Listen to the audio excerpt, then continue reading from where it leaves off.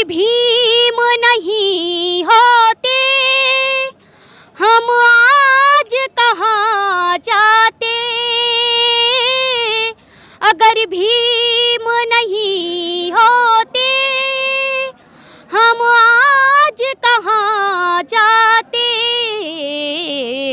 जुल्मों में पले हैं हम। बुद्धम शरणम गच्छामि, धम्मम शरणम गच्छामि। नमस्कार, आप देख रहे हैं द जनता लाइव और मैं हूं आपके साथ नलिनी। आप सोच रहे होंगे कि आज मैंने ये शुरुआत बुद्ध धम्म के 2 लाइनों से क्यों की। वो इसलिए कि आज हम लखनऊ में मौजूद हैं, जहां बौद्ध धम्म महासम्मेलन का आयोजन किया गया और यहाँ पर बहुत सारे लोग मौजूद हैं। हज़ारों की संख्या में लोगों का जनसैलाब आया है। उन्हीं में से कुछ लोगों से बात करेंगे। बौद्ध धर्म उन्हें क्यों पसंद है, क्या आकर्षक करता है, ये उन लोगों से ही जानेंगे, हम आपको नहीं बताएंगे। हमारे साथ कुछ लोग यहाँ मौजूद हैं। नमस्कार मैम, आपका स्वागत है हमारे चैनल में। नमस्कार सर। सबसे पहले आपका नाम? मेरा नाम आरती बौद्ध है। आरती बौद्ध जी, अभी हमने देखा कि आप मंच में एक बहुत ही सुंदर गीत प्रस्तुत कर रही थी। सबसे पहले आपसे जानना चाहेंगे कि आपको बौद्ध धर्म की सबसे खास बात क्या लगती है? बौद्ध धर्म की बात मुझसे सबसे, क्योंकि सभी लोग एक समान रहते हैं, यहाँ कोई ऊंचा नीचा नहीं है और बहुत ही अच्छा धर्म है। ये शांति का प्रतीक है, तो मुझे बहुत पसंद है। मतलब शांति का प्रतीक है इसलिए आपको आकर्षित? नहीं, संदेश मतलब कि बौद्ध धर्म एकता का मिशन है और सीलों का पालन करना होता है, तो मेरे को सबसे बेटर बेस्ट यही धर्म लगता है। सबसे बेटर बेस्ट ये लगता है। मैम, आप अभी गीत सुना रही थी, हमारे दर्शकों को कुछ सुनाइए। जी, मैं आप आपको वैसे गीतकार ही हैं? हाँ हाँ जी जी। लखनऊ की है या कहीं बाहर से मैं आई हैं? आगरा से आई हूँ। आगरा से स्पेशली इस सम्मेलन के लिए आई जी, हैं? जी, बिल्कुल। फिर तो एक प्रस्तुति बनती है। जी जी। तो हमारा समाज बहुत पिछड़ा हुआ है और उसी उपलक्ष्य में आपके सामने एक पेश करूंगी। बहुजन को सुख हम कैसे दिलाएं, बहुजन को सुख हम कैसे दिलाएं। भीम नहीं आने वाले, भीम नहीं आने वाले, भीम नहीं आने वाले, कैसे समझाएं, कैसे समझाएं तुम्हें, कैसे हम बताएं, कैसे समझाएं तुम्हें, कैसे हम बताएं।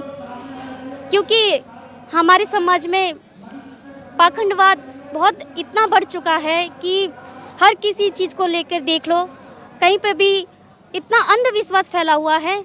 और भले ही, क्योंकि मैं इसमें ज़्यादा विश्वास करती हूँ, हमारे बौद्ध धर्म में कोई हमारा दहेज का, क्योंकि जब बेटी की शादी होती है वहाँ दहेज प्रथा का ज़्यादा वो होता है। हमारे इस धर्म में ना ही हमारे लिए कोई बेटी पर कोई दबाव आता है कि हमें ये चाहिए वो चाहिए। यहाँ जितना भी कुछ मिलता है वो शांतिपूर्वक हमारे बौद्ध धर्म में वो आपकी स्वयं इच्छा से होता है, जो आप अपनी बेटी को गिफ्ट के तौर पे दे। जी जी जी। तो आगे कहना है, क्योंकि एजुकेशन बच्चों को दे नहीं सकते और बहुत सारी चीज़ें हैं जो कि हम नहीं दे पाते, तो कहना है क्या, अच्छा खाना खा नहीं सकता, दवा नहीं कर पाएगा। अच्छा खाना खा नहीं सकता, दवा नहीं कर पाएगा। बच्चे उनके ना पढ़ पाए, फिर भाग्य भाग्य चिल्लाएगा।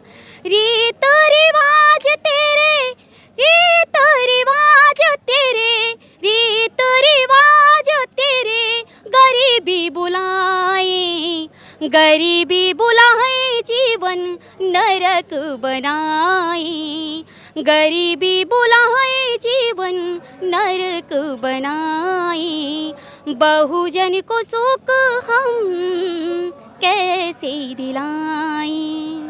बहुत ही खूबसूरत आवाज़ में इन्होंने इस गीत की पेशकश की। इन्होंने बहुत खूबसूरती से दर्शा दिया इतने दर्द को कि बहुजन समाज को हम बराबरी कैसे दिलाएं। जब धन नहीं कमा पाएंगे, जब शिक्षा ही नहीं मिलेगी, तो जिएंगे कैसे, और गरीबी किस प्रकार ज़िंदगी को बदहाल करती है, ये आप भी जानते हैं, ये हम भी जानते हैं।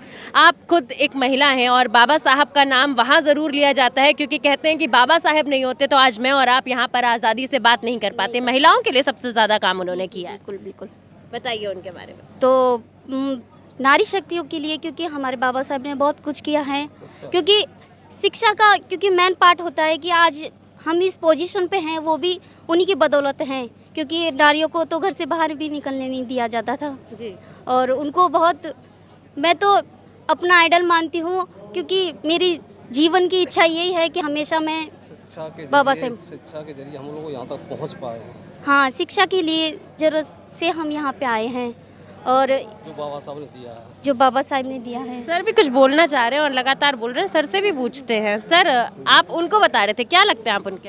ये मेरी भतीजी है। भतीजी है। Yes. आपका नाम? ओपी गौतम। कैसे लगते हैं बाबा साहब आपको? बहुत प्यारे, हाँ? बहुत गंभीर, बहुत प्यारे, बहुत शीलवान, बहुत कार्यवान। उन्होंने देश के लिए, प्रत्येक जनता के लिए, सब समाज के लिए उन्होंने जो काम किया है शायद संसार में किसी से नहीं किया होगा। आप लोगों ने दीक्षा ली है सर? हम पहले से दीक्षित हैं, हाँ, आजन्म दीक्षित हैं। ऐसी क्या खास बात थी बौद्ध धर्म की जो आप लोग अपना धर्म छोड़कर बौद्ध धर्म की तरफ बढ़े? बौद्ध धर्म में खासियत यह है कि इसमें अंधविश्वास बिल्कुल भी नहीं है। बाकी सभी धर्मों में अंधविश्वास है और जहाँ अंधविश्वास होता है वहाँ समाज खोखला हो जाता है। इसलिए हमने बौद्ध धर्म को स्वीकार किया है। बौद्ध धर्म को स्वीकार। यस। क्या लगता है, आपसे पूछना चाहूंगी मैं, क्योंकि आप खुद महिला हैं और सबसे ज़्यादा शोषण जो है हमारे समाज में वो महिलाओं का होता है। जिस तरह के बौद्धमय भारत की बाबा साहेब ने कल्पना की थी, क्या हम उस चरण पथ पे कहीं ना कहीं पहुंच पाए हैं? अब ऐसा है कि कुछ लोग तो हैं कि मिशन बढ़ा रहे हैं, सफल हो रहे हैं, कुछ थोड़ा पीछे ही हैं, पर लेकिन हमारा जो कर्तव्य है हम थोड़ा सा करेंगे आगे। मिशन को बढ़ा ही रहे हैं कि जागरूक करने के लिए हमने यहाँ तक शुरुआत किया और यहाँ तक पहुँची हूँ मैं। तो मेरा यही कहना है सभी से, जितने भी हमारे समाज के, बहुजन समाज के लोग हैं, उन्हीं से ये कहूँगी कि आप अंधविश्वास पे ना जा कर के अपने बौद्ध धर्म को अपनाइए, क्योंकि हमारा समानता का अधिकार क्योंकि इसी में मिलता है। बौद्ध धर्म में समानता का अधिकार मिलता है, अंधविश्वास नहीं है इस धर्म में, बस इसलिए अपनाइए। बाकी किसी धर्म से दिक्कत नहीं है, लेकिन बेस्ट पार्ट है कि अंधविश्वास नहीं है, इसलिए यहाँ इसको आज़ादी है ना कोई भी धर्म अपनाने की। नहीं, मुझे सबसे ज़्यादा उसमें अंधविश्वास दिखता है सभी धर्मों में। जहाँ अंधविश्वास में आज़ादी नहीं हो सकती है, जहाँ अंधविश्वास है, हमारे अधिकारों का हनन है, वहाँ आज़ादी नहीं हो सकती है। बुद्ध धर्म में समानता का अधिकार है, हमारे अधिकारों का हनन नहीं होता है। इसलिए हम सर्व समाज से यही कहते हैं कि बुद्ध धर्म को धारण करो और उनके आदर्शों को पालन करो, जिससे बाबा साहब का जो सपना है वो पूर्ण होगा। सर, आपने कहा कि बुद्ध धर्म को ग्रहण करो, सिर्फ ग्रहण ही करना है या बुद्ध धर्म को समझना भी है? ग्रहण वही व्यक्ति करेगा जो समझ लेगा। नहीं सर, आजकल के वक्त में हम देख रहे हैं कि कई लोग सिर्फ इसलिए भी दीक्षा ले रहे हैं क्योंकि उनको लगता है बाबा साहेब ने ली थी तो हम भी लेंगे। हाँ, फैशन, वो फैशन में जो इस तरीके से लेते हैं वो एक बहाव है। असली बात यह है कि जो उस रास्ते पे चलता है उसी से बाबा साहब का मिशन पूरा होता है। परंतु जो फैशन नहीं है, वो बहाव है, वो भी इसमें पॉजिटिव गुण है। कम से कम उस मिशन में भागीदारी तो ले रहे हैं। मैम, जो आपने अभी स्टेज से गीत गाया था वो गीत सुनाइए। वो बात करो पैदा, तुम बात करो पैदा, तुम अपनी जुबानों में। दुनिया भी कहे कुछ है, दुनिया भी कहे कुछ है, इन भीम दीवानों में। बहकाएगा क्या कोई इन भीम दीवानों को, बहकाएगा क्या कोई इन भीम दीवानों को।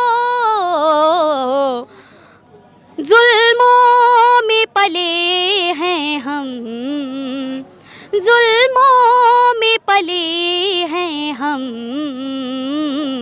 उभरे हैं तूफानों में।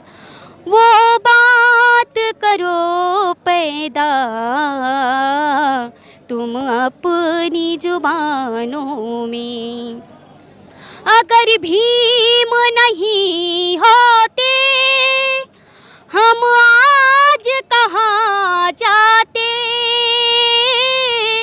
अगर भीम नहीं होते, हम आज कहाँ जाते।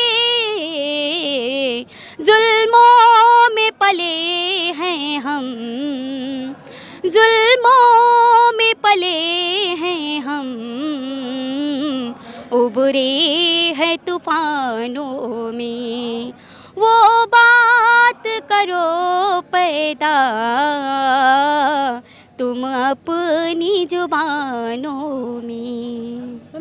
जुल्मों पे पले हैं हम और उभरे हैं तूफानों में, ये जो लाइन है ये अपने आप में कुछ दर्शा रही है। क्या दर्शा रही है हमारे दर्शकों को बताइए। कि हमारा समाज पहले जुल्मों में ही पला हुआ था, क्योंकि बाबा साहब ने हमें आज़ादी दिलाई, इसी वजह से तो आज हम खुले उसमें रह रहे देख सकते हैं कि बात करते करते आपकी आंखें भी भर आ रही हैं, आप काफ़ी भावुक हो रही हैं ये बात कहते कहते। समाज की अगर कुरीतियों की बात करें तो तब जो थी आज भी कहीं ना कहीं वो देखने को मिलती हैं, पर फिर भी बदलाव नज़र आता है। बिल्कुल, थोड़ा बहुत। अभी कहते हैं कि एकदम से कोई तो नहीं समझ पाता, धीरे धीरे समाज समझ रहा है, उस चीज़ को छोड़ भी रहा है। तो मैं तो यही चाहती हूँ, क्योंकि मुझे तो पता है एक एक बाबा साहब की जब मैं पढ़ती हूँ तो मेरी आंखें इतनी भर आती हैं कि बहुत ज़्यादा दुख होता है कि अपना समाज कितना पिछड़ा हुआ है।